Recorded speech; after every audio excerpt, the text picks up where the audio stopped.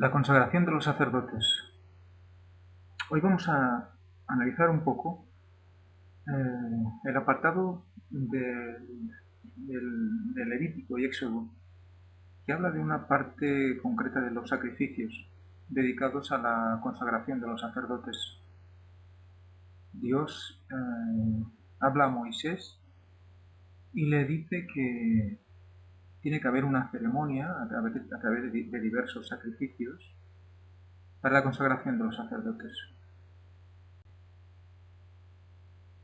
Y nos preguntaremos quizás quiénes son los sacerdotes, porque hasta ahora, hoy en día, hemos escuchado mucho la palabra sacerdotes vinculada a los párrocos o padres de la Iglesia Católica. Pero en realidad, ¿quiénes eran los sacerdotes? ¿Quiénes son los sacerdotes hoy en día? En los tiempos del santuario terrenal, los sacerdotes fueron nombrados Aarón y sus hijos. Hoy, entonces, ¿existirían estos sacerdotes? ¿Son los descendientes de Aarón y sus hijos?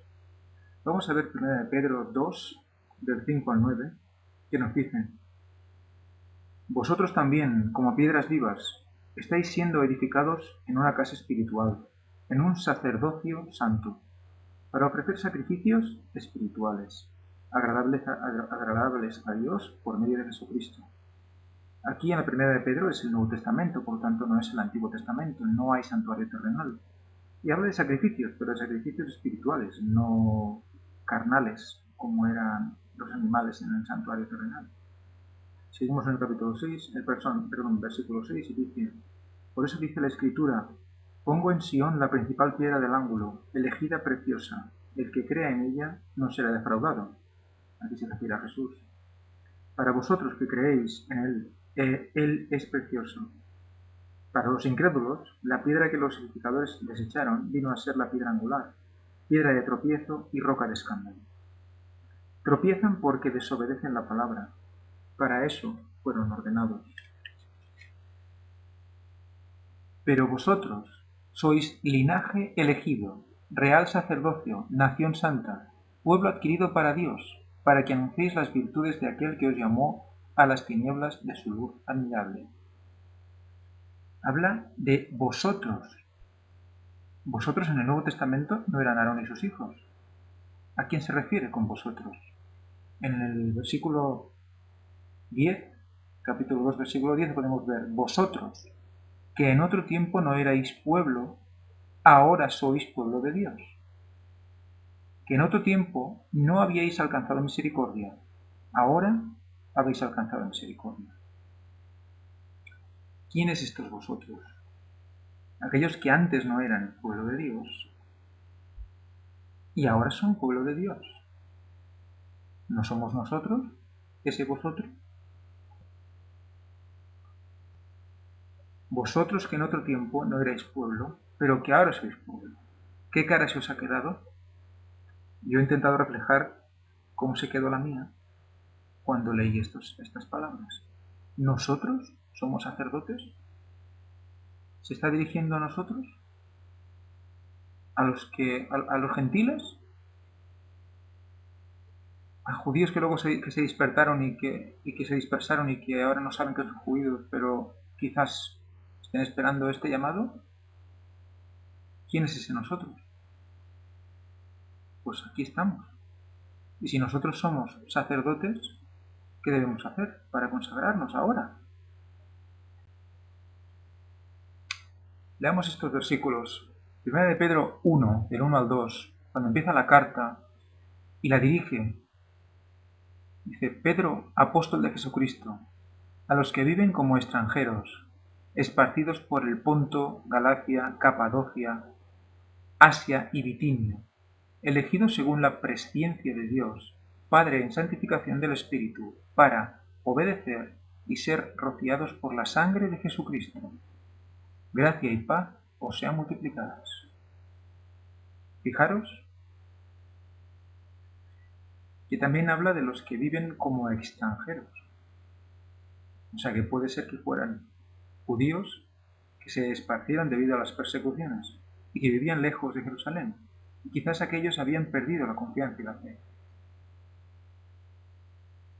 y que ahora tenían que recuperarse. Dice, y ser rociados por la sangre de Jesucristo. Evidentemente, no son rociados físicamente, pero son rociados por el sacrificio de Jesús. Son tocados por su sangre, aunque no fueran contemporáneos.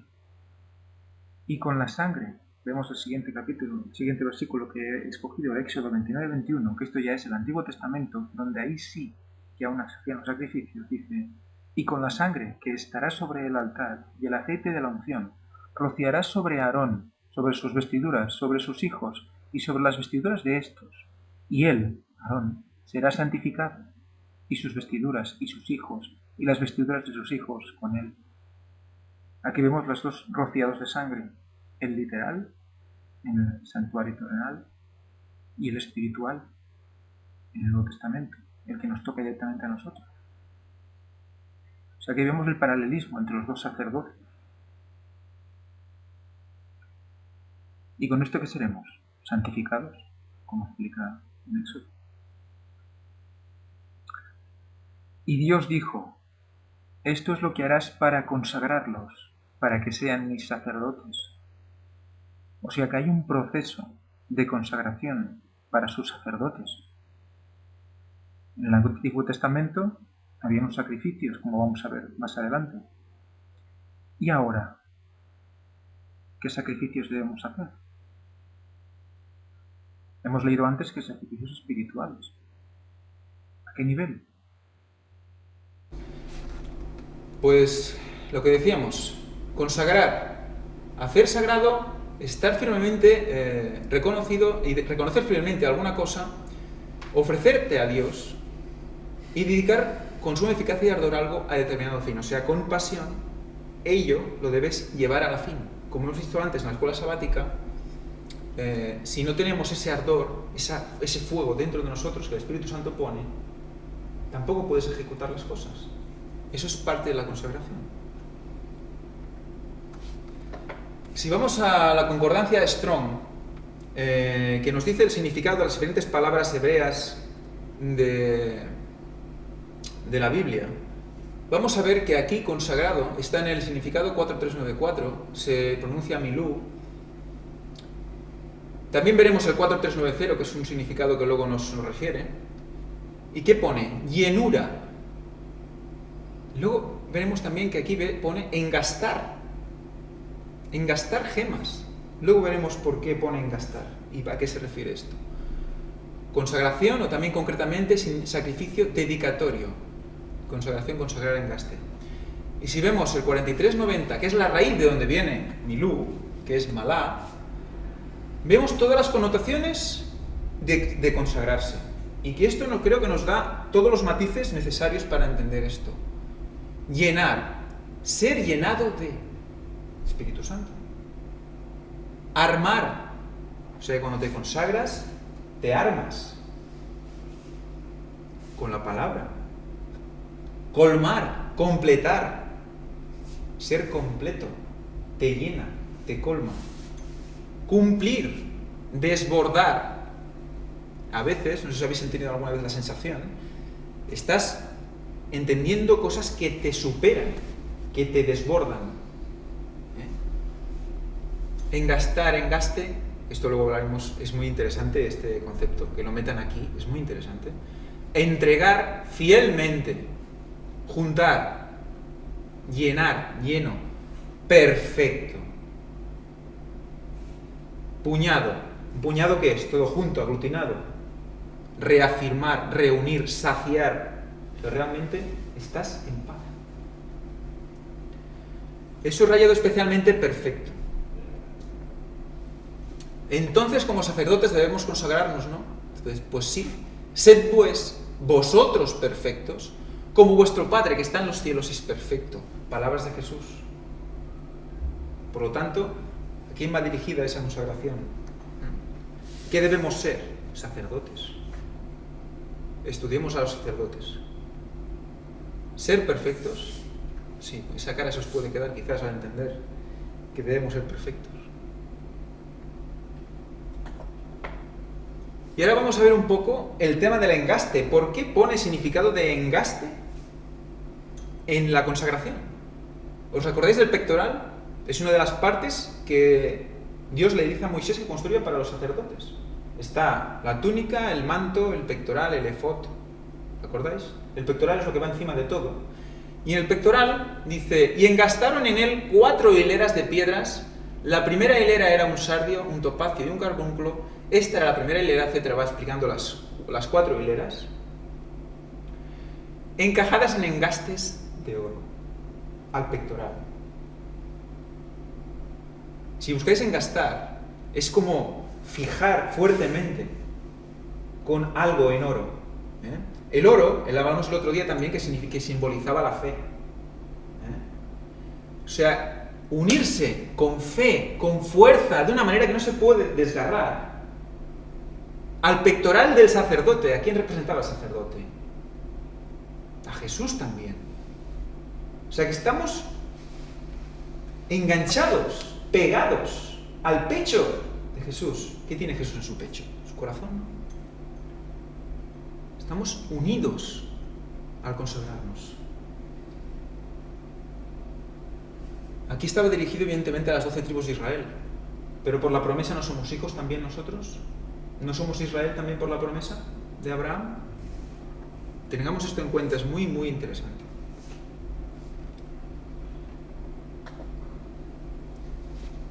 Y si tomamos otra vez las palabras de Dios, esto es lo que harás para consagrarlos, para que sean mis sacerdotes. Vamos a leer exactamente un resumen que está en Levítico 8. El Levítico 8 y Éxodo 29 son capítulos paralelos. En Levítico hay algunas cosas que en uno da un matiz, en otro da otras, pero en Levítico 8 vamos a ver quizás un resumen más completo, más esclarecedor. Levítico 8 dice, consagración de Aarón y sus hijos. No recuerdo qué dice así. Consagración de Aarón y sus hijos. Dice, habló Jehová a Moisés diciendo, toma a Aarón y a sus hijos con él, y las vestiduras, el aceite de la unción, el becerro de la expiación, los 2 carneros y el canastillo de los panes sin levadura. ¿Vale?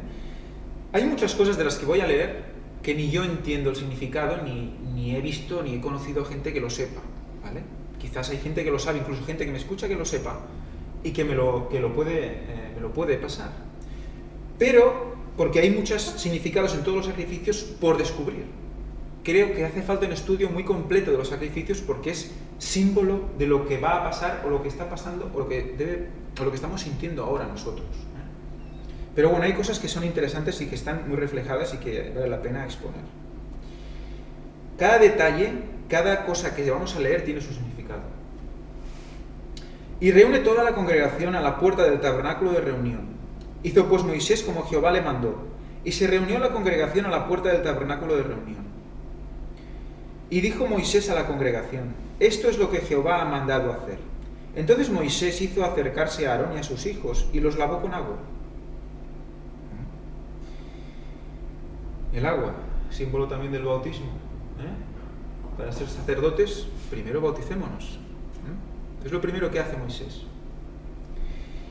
Y puso sobre él la túnica, y le ciñó con el cinto, y le vistió después el manto, y puso sobre él el efod, y lo ciñó en el cinto del efod, y lo ajustó con él.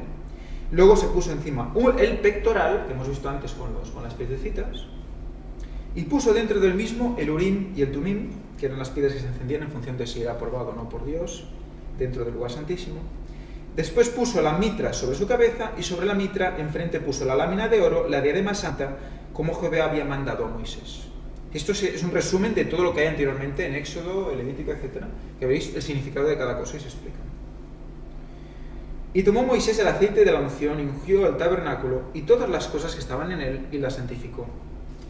Y roció de él sobre el altar 7 veces y ungió el altar y todos los utensilios, la pila y su base, y así lo consagró. Fijaros que para la consagración se necesitan 7 veces. Interesante también. Derramó el aceite de la unción sobre la cabeza de Aarón y lo ungió para consagrarlo. Después Moisés hizo acercarse a los hijos de Aarón y les vistió las túnicas, les ciñó los cintos, les ajustó las tiaras, como Jehová le había mandado a Moisés. Luego hizo traer el becerro de la expiación. Primer sacrificio. Y Aarón y sus hijos pusieron sus manos sobre la cabeza del becerro de la expiación. ¿Para qué ponían la mano sobre la cabeza, recordáis? Para pasar los pecados al becerro. Y lo degolló, y Moisés tomó la sangre y puso su dedo sobre los cuernos del altar alrededor. Fijaros en esto porque luego hablaremos, es muy, muy interesante el significado. Y consagró el altar y echó la demás sangre al pie del altar y lo consagró para hacer sobre él el sacrificio expiatorio. O sea que toda la sangre restante al pie del altar. Después tomó toda gordura que estaba sobre los intestinos y la gordura del hígado y los 2 riñones y la gordura de ellos y lo hizo arder Moisés sobre el altar. Mas el becerro, su piel, su carne y su estiércol lo quemó al fuego fuera del campamento como Jehová lo había mandado a Moisés. Fijaros, vamos a quedar aquí, en el primer sacrificio.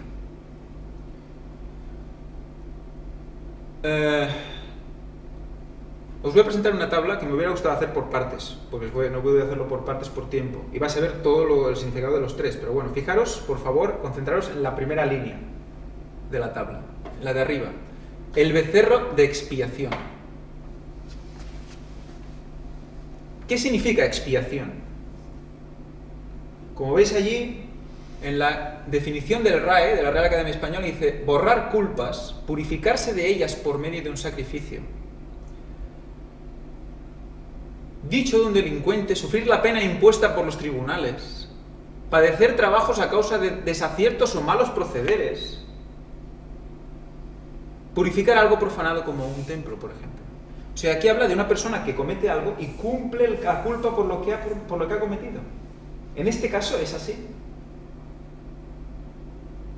¿Quién comete los fallos? ¿Quién comete los errores? ¿Quién comete las culpas? Nosotros. ¿Quién paga? ¿Quién sufre la pena? Aquí una separación de una cosa y de otra. ¿Veis por dónde voy, no? Strong que dice, la concordancia, errar, pecar, ofensa, la pena de la ofensa, culpable, arrepentirse, cubrir. ¿Sabéis que brea también tiene la misma raíz que cubrir en el Antiguo Testamento? ¿Os acordáis de la brea, que la cubrieron en la arca de Noé con brea? De ese tema hablaremos más adelante, otro día si Dios quiere, y es muy interesante cómo brea también tiene un significado de expiación. ¿Por qué? Veremos más adelante. Ofrecer por el pecado. Entonces está claro de qué y de quién estamos hablando, ¿no? El primer becerro representa el ¿qué? El sacrificio de Jesús. Por lo tanto, el antitipo en Cristo es la muerte de Jesús. Y ahí entraremos en el detalle de los cuernos y el altar. El altar, no sé si lo recordáis del Antiguo Testamento, es un altar cuadrado, contiene 4 cuernos que salen de las 4 esquinas. Si leemos Éxodo 29 también, o aquí mismo, dice que pone la sangre sobre los cuernos. En Éxodo 29 veremos que pone con los dedos la sangre encima de cada cuerno. Y el resto de la sangre al pie del altar. Si estamos hablando de que esto es la expiación, la muerte expiatoria de Jesús, si buscamos cuerno en el Strong, veremos que también quiere decir acornear en su raíz. Mi pregunta es, ¿cuántas veces fue acorneado Jesús? 2 en sus manos. ¿Cuántas en sus pies? Porque hay muchas teorías. 2, 1. Luego tenemos también el ser atravesado por la lanza. Por lo tanto, serán 3 clavos y la lanza 4. Está simbolizando las 4 acorneadas que recibió Jesús en la cruz. Y además, ¿qué dice? El resto de la sangre al pie del altar. ¿Qué pasó cuando fue atravesado por la lanza? Su corazón reventó.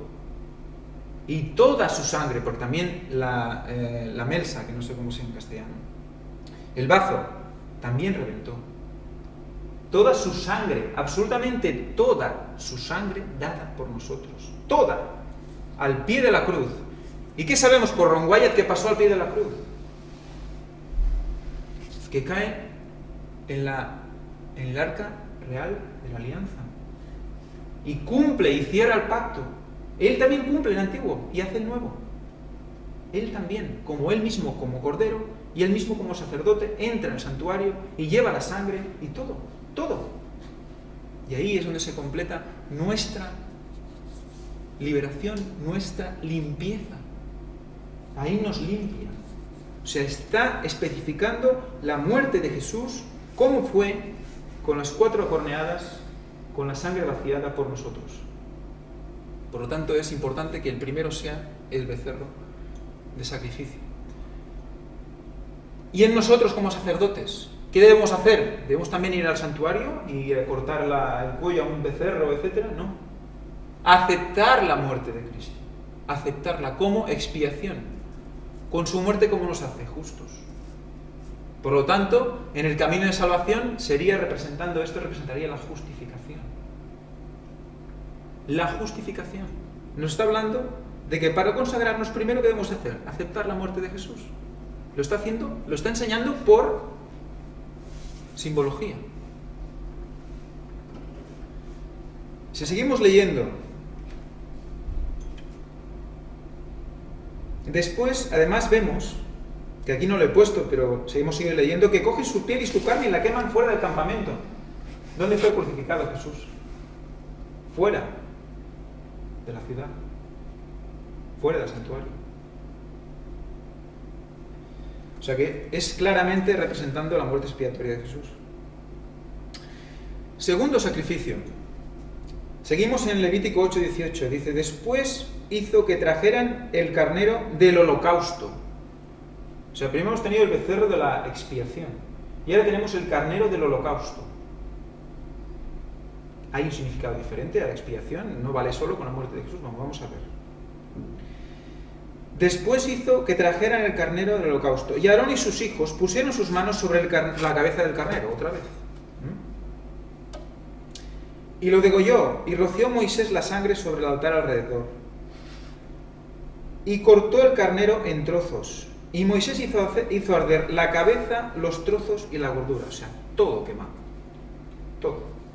De la otra manera no. En la expiación era coger la piel y la carne fuera. Pero ahora no, todo quemado. Lavó luego con agua los intestinos y las piernas y quemó Moisés todo el carnero sobre el altar. Holocausto de olor grato, ofrenda encendida para Jehová, como Jehová lo había mandado a Moisés. Y aquí se acaba el segundo sacrificio. El primer carnero que sacrifican, que es el segundo sacrificio, el holocausto. ¿Qué significa holocausto? En la Real Academia. Abnegación total que se lleva a cabo por amor. Abnegación total que se lleva a cabo por amor. En el sacrificio, cuando habla del sacrificio judío, se quemaba toda la víctima. O sea, se quema todo por amor. Hay una abnegación por amor. ¿Qué está significando esto? El Strong que nos dice que la palabra que está aquí como holocausto puede significar escalón o grada. ¿Escalón? Como ascendiendo, como subiendo en humo. Por eso se quema todo asciende en humo. Ascender, monte, abandonar, apartar, pero también perverso, iniquidad, inicuo y malo. Parecería contradictorio, ¿no? Si lo vemos desde el punto de vista del antitipo en Cristo, el hecho de que todo ascienda nos puede hacer recordar a la resurrección de Jesús. ¿Y por qué no a su mediación? Cuando Jesús sube al cielo, ¿qué va a hacer? Cuando Jesús muere y asciende, ¿qué va a hacer? Va al santuario celestial. ¿A qué? A interferir por nosotros, ¿no? Por lo tanto, asciende,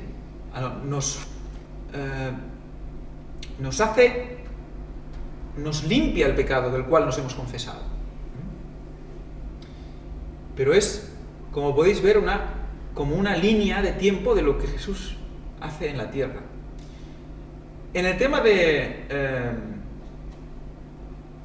nosotros como sacerdotes, vemos que lo que sería quemarlo todo, quemar toda la carne y ascender en humo, sería como la negación del yo, de los deseos de la carne.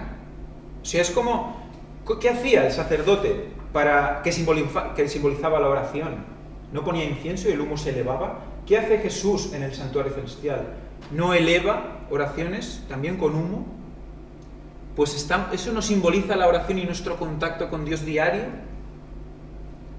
Y para estar en contacto con Dios diario necesitamos orar, necesitamos reforma por salud y necesitamos negación del yo. O sea, quemar la carne, quemar la pasión de la carne. Esto, a nivel del camino de salvación, estará representado por la santificación, que dura toda la vida.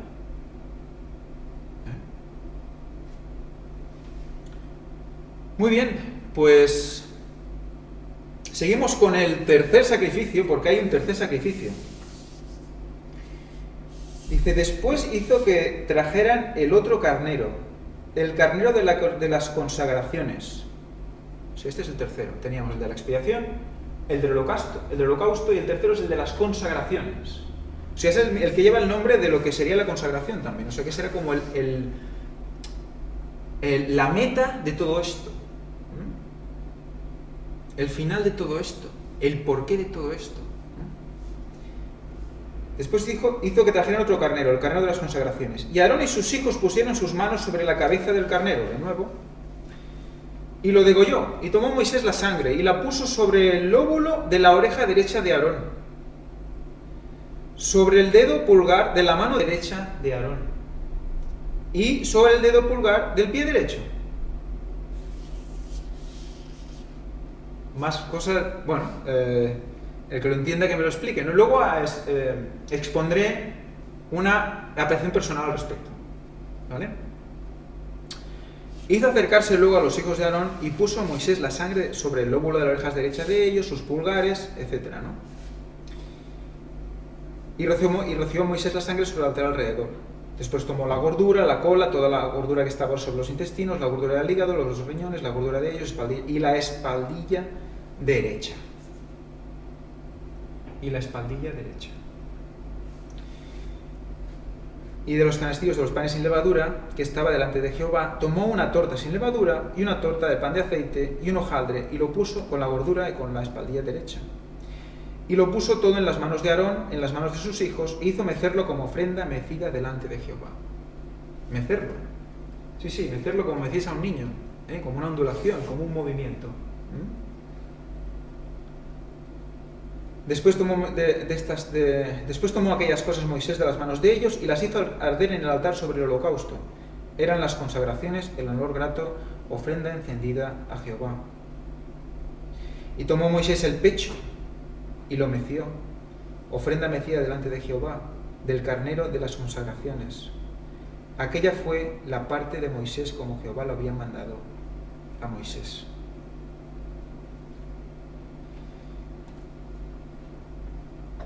El segundo carnero, la consagración. Hemos leído lo que significaba consagración, que era hacer sagrado a alguien o algo, ofrecerse a Dios, dedicarse con sumo ardor a un fin. Una vez hemos aceptado la muerte de Cristo como expiación. Una vez hemos dado nuestra vida a Dios, nuestra vida aquí terrenal, y hemos llevado nuestra mente en oración a Dios, y hemos cuidado nuestro cuerpo, tenemos la recompensa, que es la unión directa e inseparable con Dios.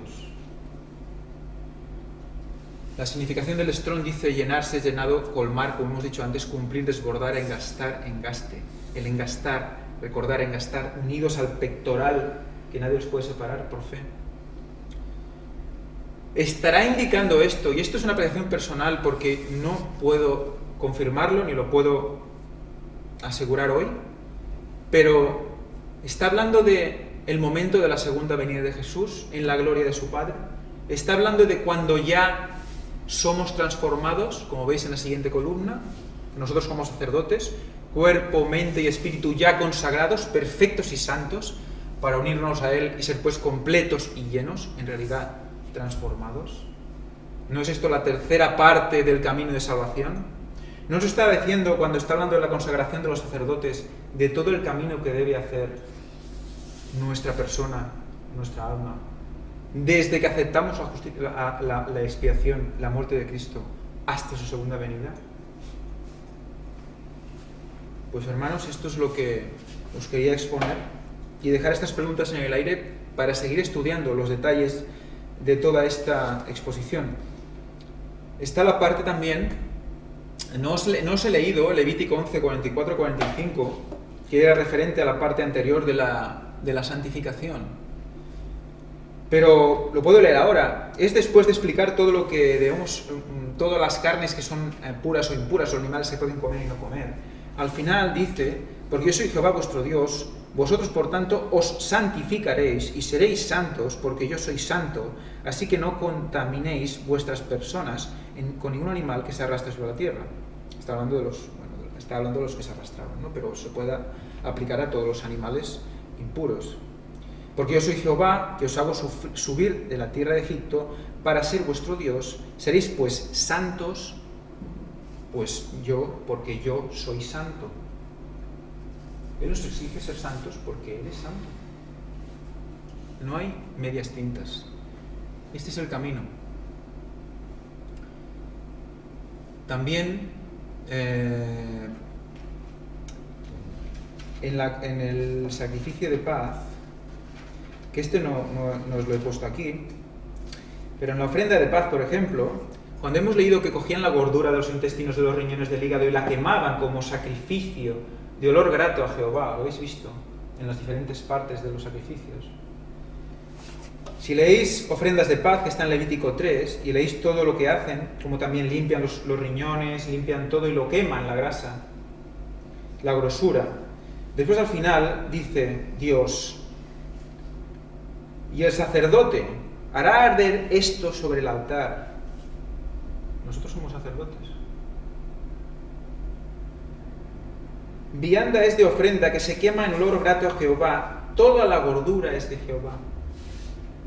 La grasa del estatuto perpetuo será por vuestras edades, donde quiera que habitéis, que ninguna gordura y ninguna sangre comeréis. ¿Qué nos está diciendo aquí? Aparte de otros significados espirituales que pueda haber, ¿no veis aquí que nos está diciendo que nos cuidemos de comer ciertas cosas también? De la sangre seguro. Y de la gordura también. La grasa. ¿Para qué? Para estar en paz. Esto es una ofrenda de paz. ¿Por qué en cada sacrificio toda la grasa se quema? También.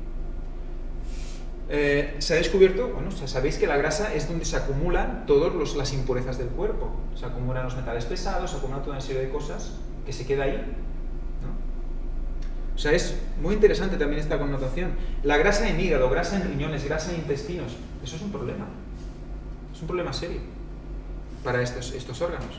Y vimos a Elena White como la conexión entre hígado y mente, y de estómago y mente, es directa. Por lo tanto, quizás nos subestimamos en nuestro día a día la reforma por salud, pero es que quizás nos queda aún por entenderla con más ímpetu, con más fuerza. Porque hay que ser perfectos, o sea, hay que ser estrictos en ello.